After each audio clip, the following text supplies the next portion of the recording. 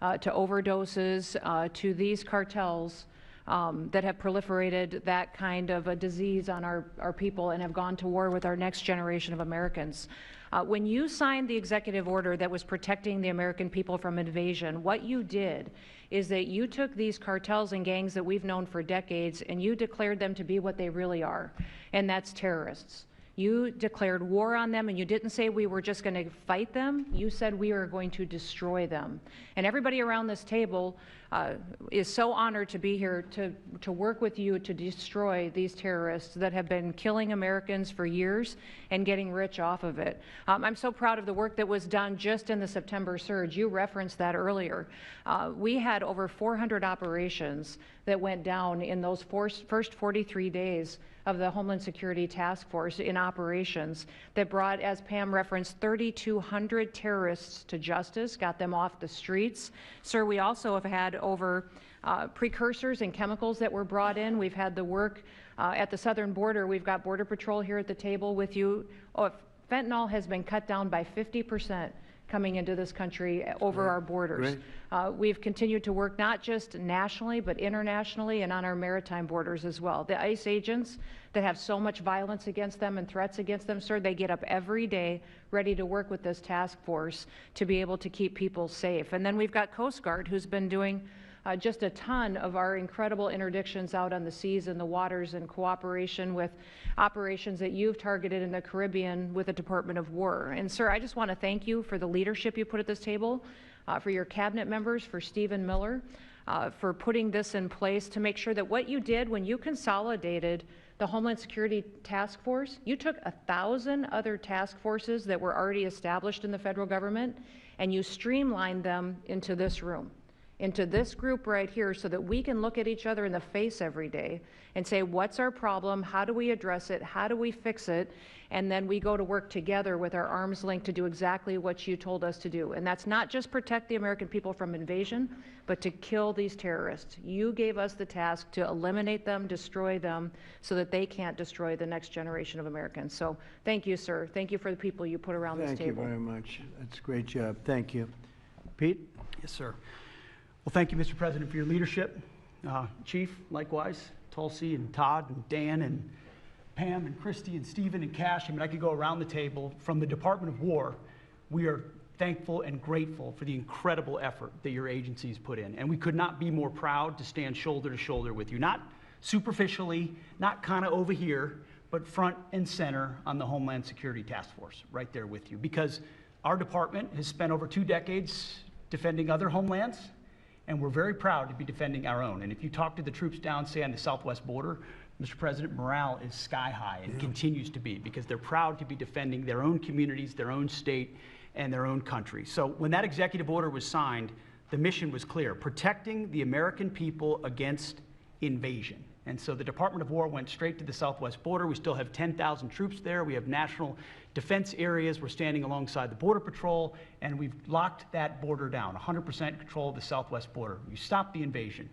And then we're proud to be going on the offense, counter-cartel operations. And it's not counter-cartel, as was mentioned. These are designated terrorist organizations, foreign terrorist organizations. Our generation spent the better part of 2 decades hunting al-Qaeda, hunting ISIS. Well, as the President said, this is the ISIS, this is the al-Qaeda of the Western Hemisphere.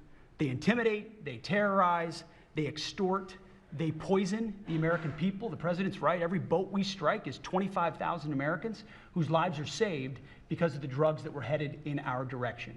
So our message to these foreign terrorist organizations is: we will treat you like we have treated al-Qaeda. We will find you, we will map your networks, we will hunt you down, and we will kill you. And you've seen that evidence in the maritime domain, whether it's in the Caribbean or in the Pacific with the last 2 strikes. We know exactly who these people are. We know what networks they work with, what foreign terrorist organizations they're a part of. We know where they're going, where they originated from, what they're carrying. And they know we know. And that will soon start to change the calculus of these boats. So the critique of this is, of course, as often is the case, wrong. We know our authorities. It's locked tight, and we're going to treat them like foreign terrorist organizations on the offense. So the Department of War is not going to degrade or just simply arrest. We're going to defeat and destroy these terrorist organizations to defend the homeland on behalf of the American people, making the jobs of law enforcement safer in the process, making the communities of Americans safer in the process. We think it's a very core mission of the Department of War, and we're proud to be here, Mr. President. Thank you very much, Pete. Thank you. Tulsi, please. Yes, thank you, Mr. President. The key reason that you are hearing about these incredible effects is, number one, the team that you've assembled here and the leadership and the tone that you have set, first and foremost, about keeping the American people safe. The intelligence community plays a critical role in being able to support our law enforcement at the federal, state, and local level to make sure that they are armed with actionable intelligence to be able to actually go after those who threaten the safety and security of the American people.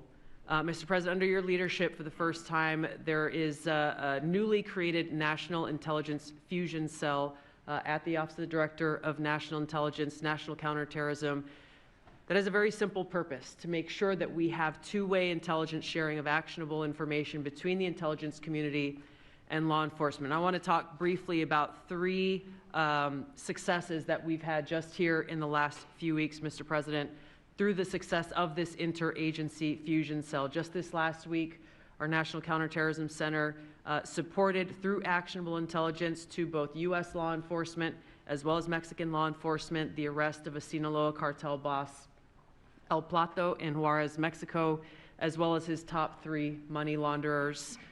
In a separate and recent successful interagency operation, NCTC worked closely with the U.S. Marshals Service that led to the arrest of another dangerous Sinaloa cartel member responsible for tracking a huge amounts of cocaine and hundreds of thousands of dollars in this single incident with drug proceeds through his network.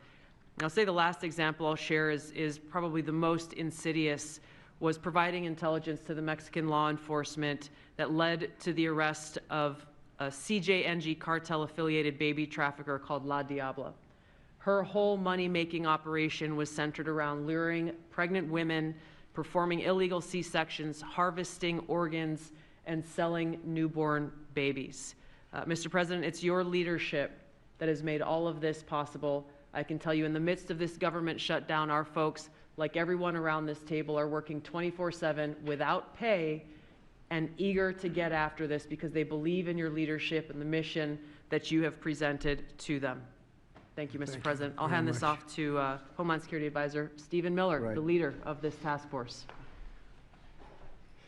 Let me just say, Mr. President, that this country was going to die without you. This country was going to actually die without you. That's what we were facing in 2024. We've been invaded for 4 years. Our communities were sinking. Our public safety had gone to zero. Cartels were running entire communities. Sex trafficking, child trafficking, labor trafficking was out of control. Overdoses were out of control. The cartels were claiming more and more territory. City services were buckling. This was a country on the verge of dying. And you alone saved it.